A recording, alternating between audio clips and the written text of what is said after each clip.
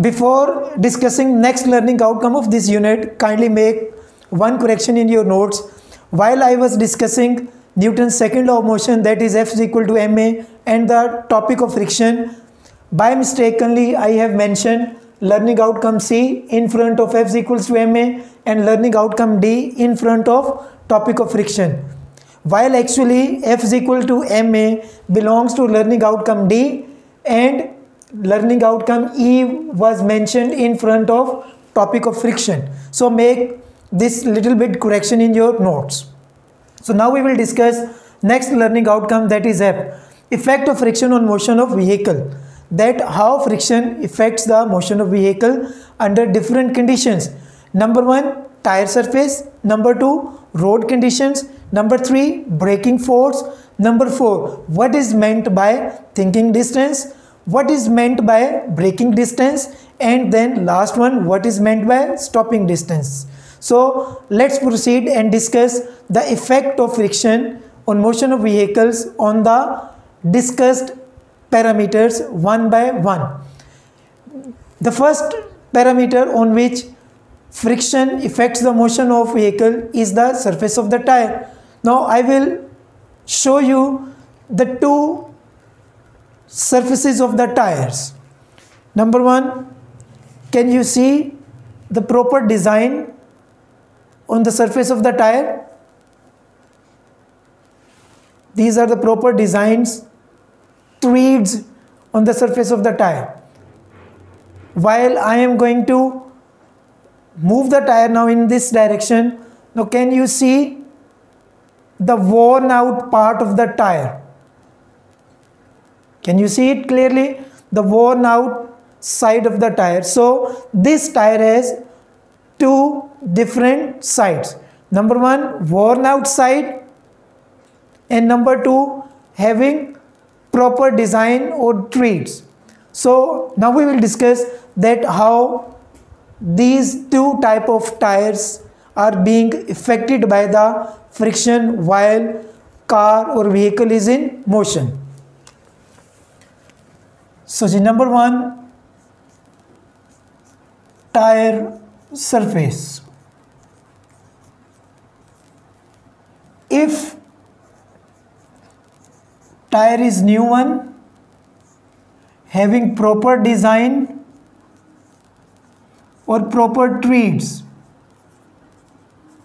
then definitely it has more friction.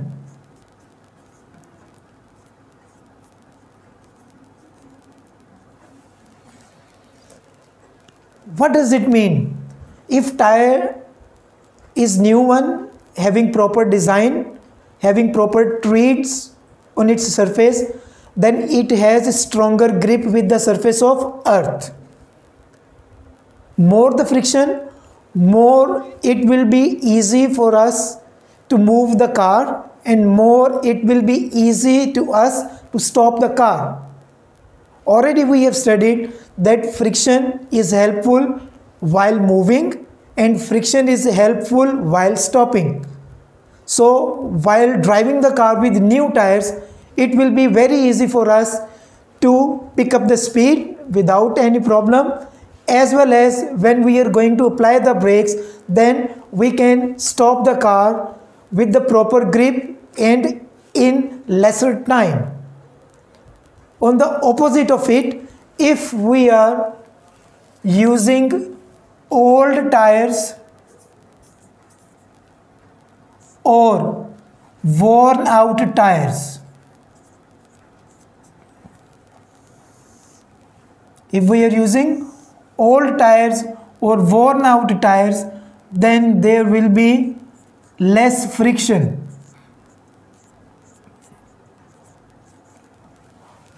How tires worn out? Already we have discussed that thing, that when there is a motion, then definitely friction is being produced between the surface of earth and the tire. And which effect is being produced? Heating effect. This heating effect melts the rubber of the tire and gradually tires worn out. So for worn out tires there will be less friction. and definitely if friction will be less, then it will be difficult for us to stop the car. While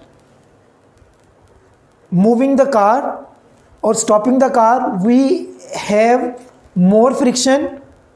If friction will be more, it will be very easy for us to move the car or to stop the car. But if there will be less friction, then it will be difficult for us to move the car or to stop the car. So in this way, surface of tire affects the motion of vehicle depending on its value of friction. The second parameter is road condition. Now we will consider two type of roads: road conditions. We will consider two type of roads. Number one, dry road, and number two, wet surface or wet road.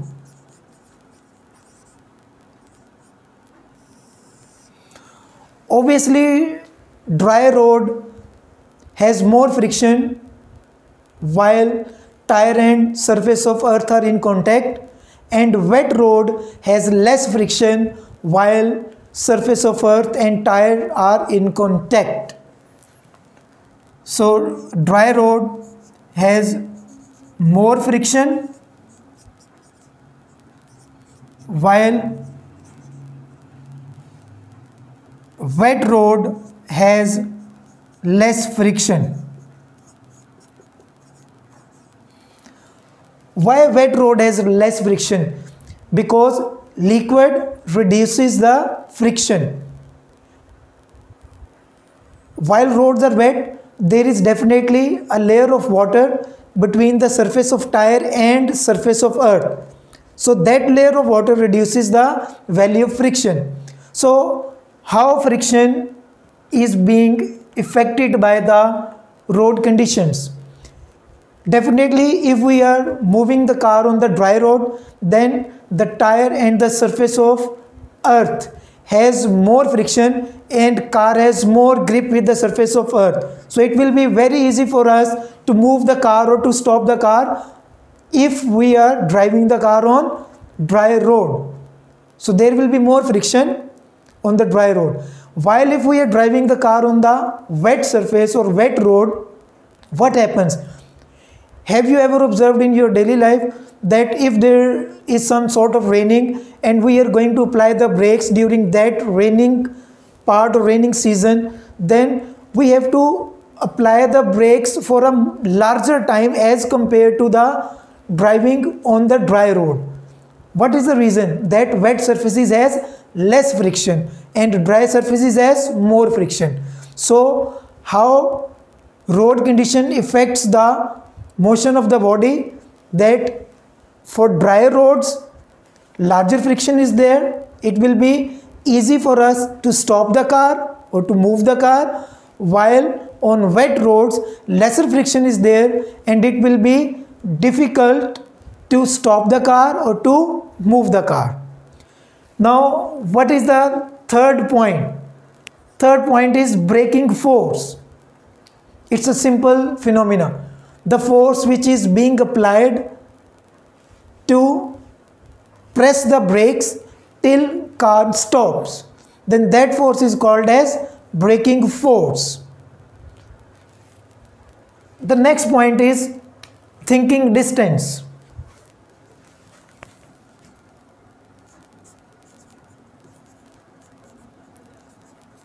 Thinking distance.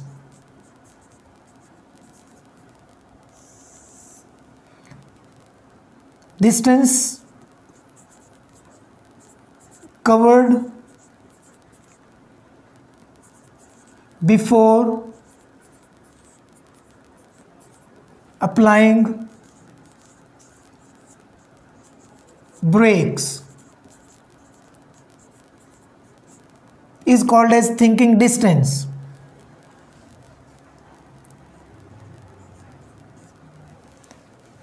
distance covered before applying brakes is called as thinking distance. So now let me explain this. If we are driving a car and we are moving straight on the road, then suddenly we have observed that some sort of other vehicle is just crossing the road, or some sort of person is being passing the road. Then we have start thinking that whether we have to apply the brakes or not. Till we will reach there, then the person will cross the road or not. Now while we are thinking, the car is continuously covering the distance. Still we haven't applied the brakes, but still car is covering the distance towards that person or the body which is supposed to cross the road. So that sort of distance is called as thinking distance. The distance covered by the body or covered by the car before applying the brakes. That distance is called as thinking distance. In other words, if we are sitting in the car and just we are thinking that can we apply the brakes or the person will move or person will cross, then that distance is called as thinking distance. The next one is braking distance.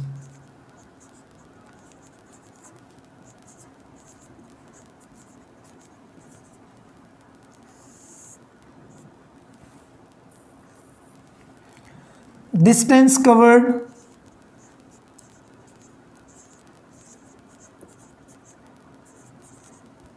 after applying brakes till it comes in state of rest.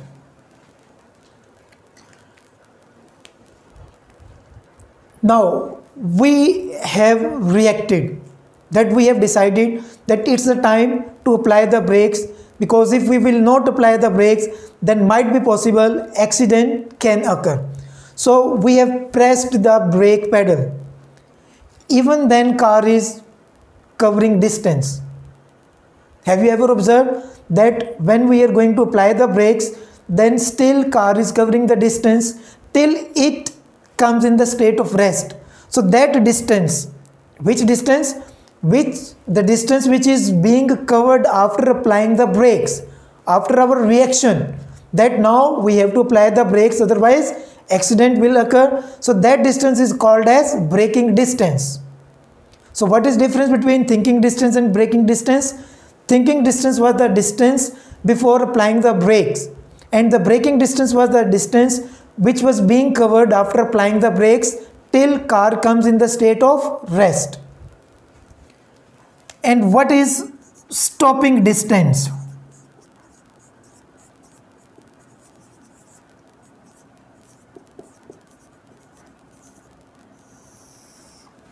It's very simple. Stopping distance is the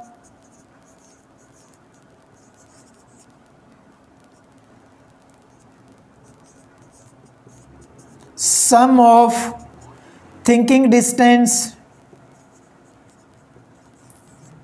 plus braking distance. So if we know the values of both thinking distance and braking distance, then we can find easily the value of stopping distance. Now we will discuss another aspect or another part of this learning outcome, that how tires surface and road condition affects the thinking distance and braking distance. Definitely if we are considering tire surface, then we will consider two type of tires. New tire, it's mean having proper treat. Old tires mean worn out tire. So we will discuss that how new tire and old tire affects the thinking distance and braking distance. So thinking distance, point A, thinking distance, and point B, braking distance.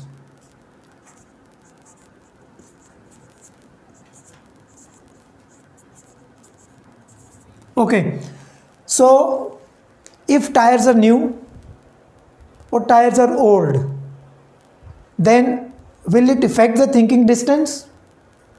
No, or definitely thinking distance is not being affected by the conditions of tire, because we have to think either we are driving the car with old tires or we are driving the car with new tires. We have to think with the brain, not with the tires. So thinking distance is being not affected by the surface of tire or type of tire, but definitely braking distance is being affected by the surface of tire or type of tire. If tires are new, definitely they have more friction. More frictions mean more grip, and more grips mean that when we apply the brakes, then car will come in the state of rest in a very little time or by covering less distance. So thinking distance is not being affected by the both of the tires, either new or old. Yes, braking distance will be affected by the both types of the tire. If new tire is there, I will write over here new and old. So if new tire will be there, braking distance decreases, and if old tire is there, braking distance increases. What is the reason why braking distance increases if old tire is being used? Definitely old tire has less friction and it will cover more distance in order to stop the car. So in this way, surface of tire affects the braking distance, not the thinking distance. Now we will consider the effect of road conditions on both thinking distance and braking distance. Dry roads mean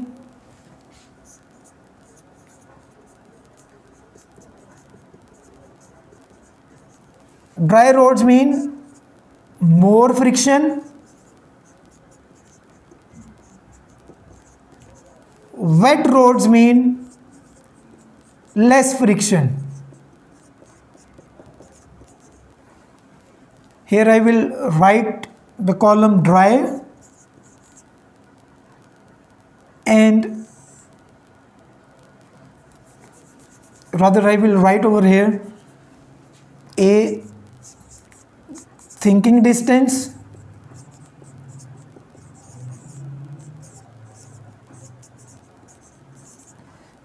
B, braking distance,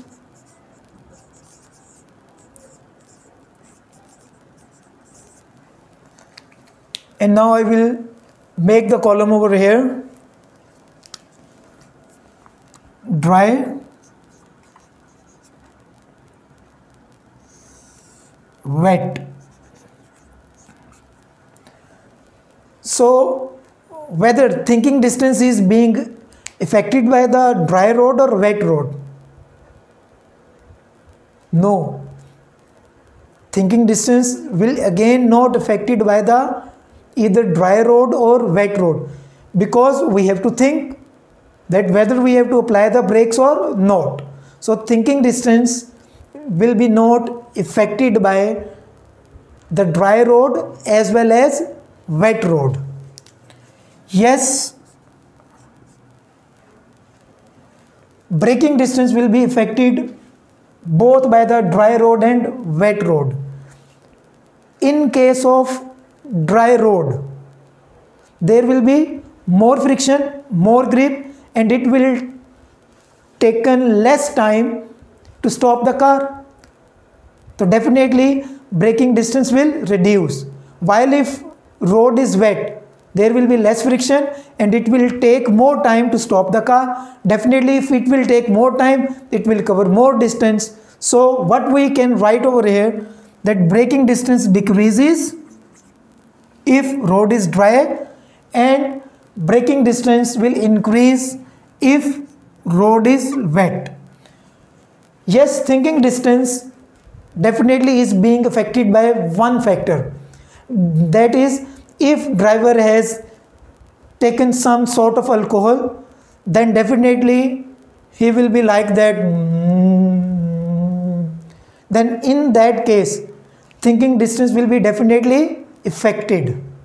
So I hope that this learning outcome is now clear to all of you, that how we can calculate the thinking distance, braking distance, stopping distance, under which condition thinking distance changes, under which condition braking distance increases. Now we will discuss the last two learning outcomes of this unit, and these two learning outcomes belongs to circular motion.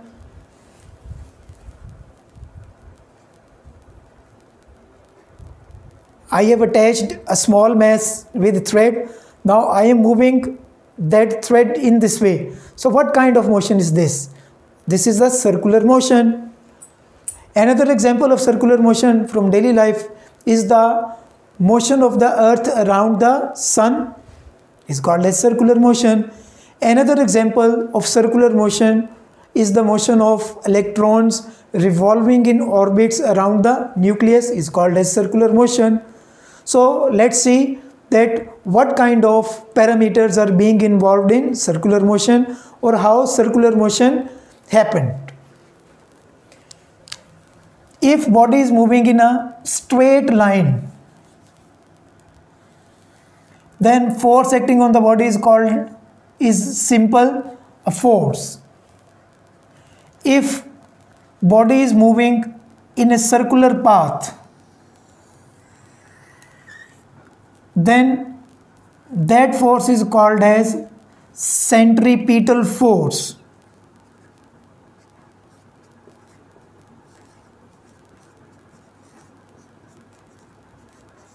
And that is represented by Fc. Although it is not the part of the syllabus, but as a physics guys, you must keep this thing in your mind, that if body is moving in a circular path, then the force acting on the body is called as centripetal force. Now what happens during centripetal force?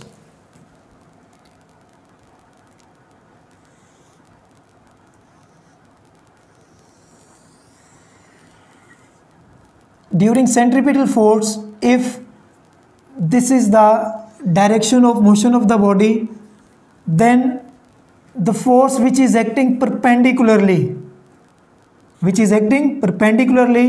to the direction of motion of the body, acting towards the center of the circle, is called as centripetal force. The force which is acting perpendicularly to the direction of motion of the body, acting towards the center of the circle, is called as centripetal force.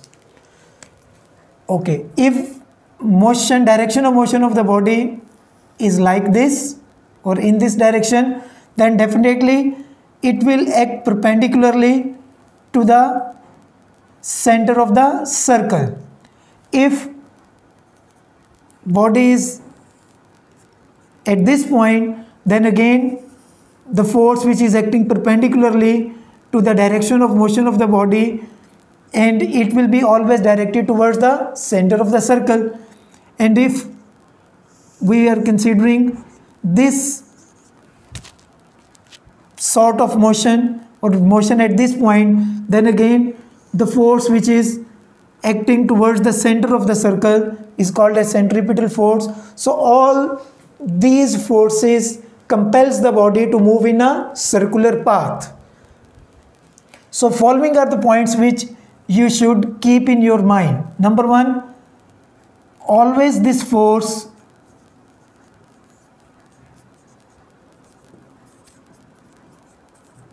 is directed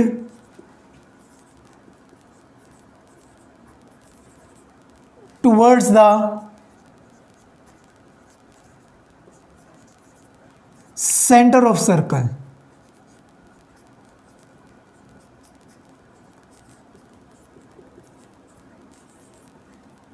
Always this force is directed towards center of circle.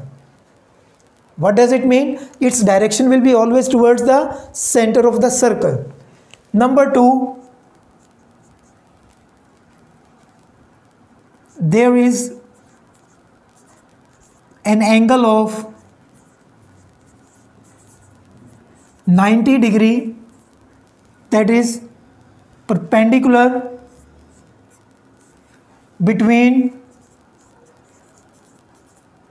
direction of motion and force. Direction of motion and force. So these 2 points are very important if we are considering circular motion. That circular motion, in circular motion always force is acting towards the center of the circle. And number 2, there is an angle of 90 degree between the motion of the body and the force which is acting towards the center of circle. So are these 2 points are clear to you? Okay, now we will consider another interesting example of uniform speed from the topic of kinematics as well as from the topic of circular motion. In our daily life, if body is moving on a straight road with uniform speed or with uniform velocity, what will be the acceleration? Definitely uniform speed or uniform velocities mean the body is moving with terminal velocity. So what will be the acceleration in the body if it is moving along the straight road? Definitely it will be equals to 0. So acceleration will be equals to 0. Now if the same body is moving with the same speed in circular path, if the same body is moving with same speed in circular path, that is uniform speed or uniform velocity. Now what will be the value of acceleration? Will acceleration produce or not? Yes, acceleration will produce if the body is moving with uniform speed in circular path. How acceleration will produce? Now we will see. Velocity changes if magnitude of speed changes,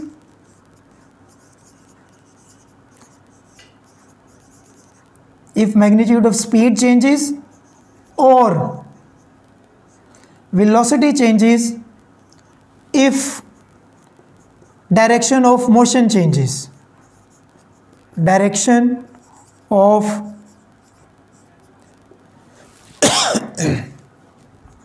motion changes. So in this case, if we are considering these 2 parameters, speed is not going to be changed. But in circular path, at every instant, direction of motion changes.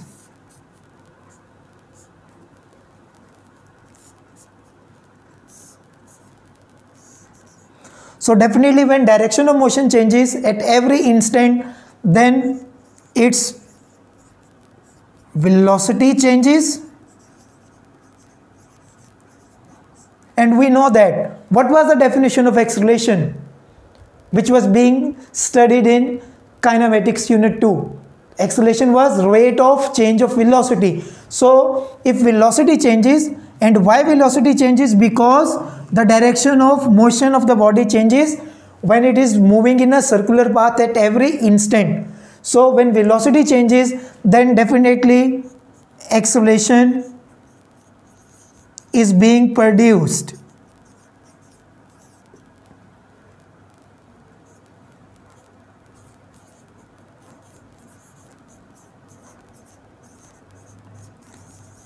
So now is the difference between these two statement is clear, that if body is moving on a straight road with uniform speed, there will be no acceleration. But if the body is moving with the same speed in circular path, there will be acceleration. And what is the reason? Because at every instant in circular motion, direction of motion changes, due to which velocity changes and due to which acceleration is being produced. Now there are two examples in our daily life in which we will discuss what kind of forces are acting on the body. Let's suppose if we are considering the sun and around the sun we are considering the earth. So this is the earth, this is the sun.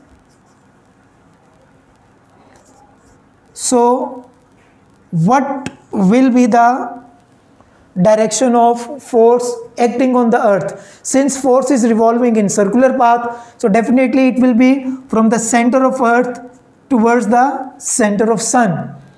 Since there is a force between these two planets which is called as gravitational force, so in circular path what kind of force exists between these two planets? Gravitational forces. We will consider another example, and that is nucleus, and around nucleus we are considering electrons. This was nucleus. So in which path electrons revolve around the nucleus? In circular path, and definitely its direction of force will be like this.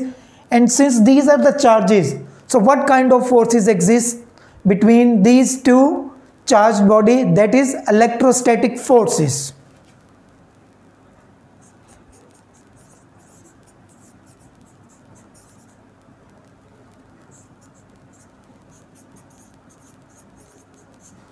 So in planets gravitational forces exist which is responsible for the circular motion, and in charged bodies electrostatic force is responsible for their circular motion. So I hope that now you will be able to cover all the questions with respect to unit number 3, that is dynamics. And if there are any questions regarding this unit, you are most welcome to write those questions or your queries in comments, and I will respond. Thank you very much. Assalamu alaikum.